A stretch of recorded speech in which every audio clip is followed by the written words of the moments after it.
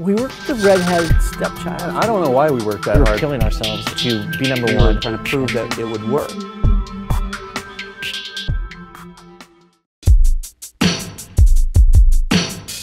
I started at IGN when it hadn't even existed. It was just an idea in Jonathan Simpson-Bent's head. And that was in August 1996. IGN spun out from Imagine Games. It was originally called the Imagine Games Network, IGN. Imagine Games Network, which hadn't existed right now, is part of Imagine Games, which is now Future. Imagine Games back then had Next Generation, Ultra Game Players, PSM Magazine, and they wanted to start an online network.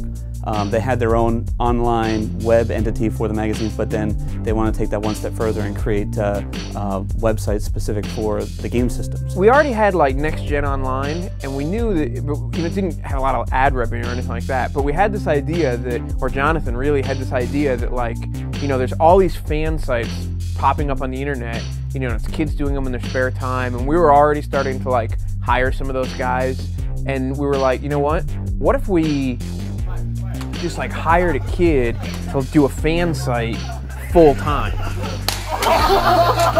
It was Doug Perry, it was me, it was Craig Harris, Jeff Chen, who's no longer with us, and a few other people. And so there was N64.com, which handled the Nintendo 64. There was PSX Power, which handled PlayStation, and Saturn World. It was basically a bunch of sweaty guys in a little media cave, tucked away in the back of Imagine's office. We were the redhead stepchilds. We were, you know, the bastard childs of IGN. I called myself a traditional journalist, and at the time I didn't even believe in the internet. I was like, this is ridiculous. How do you know anyone's even reading this stuff? Back in the day, back in '97, we were doing what we did and trying to prove that it would work. I think Craig's mom called after he got the job offer, you know, and we were going to fly him out from, you know, New Jersey to go work on the web full time, and his mom called, you know, to make sure it was legit. The internet became this exciting sort of open land of possibilities, and we were just sort of scratching the surface. It was kind of like the way, if you remember how like 4th grade was for you, like the schoolwork wasn't that hard and all your friends were there and you have a good time and you don't want to miss the frog jumping down, you know, someone's shirt that day. It was kind of like that sort of excitement every day going to work, because the work wasn't that hard and there might be a frog there that day at IGN. And so that was basically the genesis of it, that we would do these, you know, independent, platform-specific websites, and then we would probably build a big network of other sites that we could, you know, sell ads on our sites and sell ads on their sites too. So it was really like the beginning of the affiliate ad model, which, you know, probably people who are fans of games don't care about, but people who are fans of companies, it's pretty interesting that, you know, that was like really kind of the genesis of that. And the whole concept behind it was you've got all these big sites, and then you have a whole bunch of little sites and affiliates, and it all rolls up into a big affiliation, a big cluster snowball. Probably one of the worst decisions ever for the company, just because that name is so bad.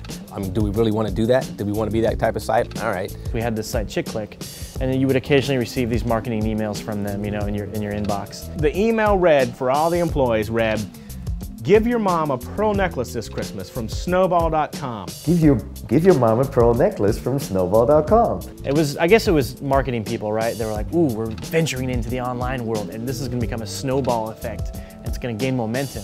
But really, the only momentum we caught was the .com crash momentum, really. What happened was, the video game part of the business always did well.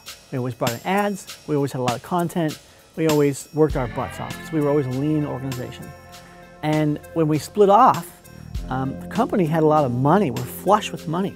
So what they wanted to do was grow as fast as possible and add as many people as fast as possible. When I started at IGN, we had maybe 12 to 15 employees, and we ballooned in the span of a year and a half or 2 years up to about 300 people. We had grown so much that people were literally sitting on top of each other. Like we had, you know, an intern and a vice president sitting like this at one desk. They took us over to the building while it's being built, and we saw how big it was and how pretty and how it was designed, and there's going to be a cafe and a gym and a water slide and a helicopter pad and all this stuff.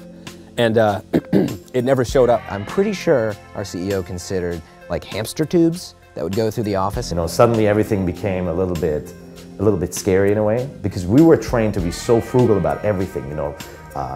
piling into a room with 3 people when covering E3. We get in trouble sometimes for not using the freelance budget because they wanted us to spend as much money as possible. You know, as gamers and as kind of young guys, we're always rooted in that, you know, in that kind of dorm room mentality where we're all chums and more interested in playing the games than in, you know, playing the games sitting in a cool chair. And we all liked our jobs. We liked working with each other, even though we were angry all the time because we were getting paid not very much for working a lot. We were a lot more like sort of what fan sites are nowadays, where they're just guys who aren't really making a lot of money, but they're just really dedicated and love the video games itself. I was getting paid more per hour, for instance, as a pizza delivery guy in college than I was at this job for several years. Everybody was young, everybody stayed there all night, everybody slept under their desks. David Smith lived in the office. That was the thing, you know, we didn't have a reason to go home. We just had each other. And so if I was in the office late at night, I could always rely on somebody else being stuck in the office late at night too. I think we all just believed that IGN was a good enough place to work and a good enough idea that we needed to make sure it survived.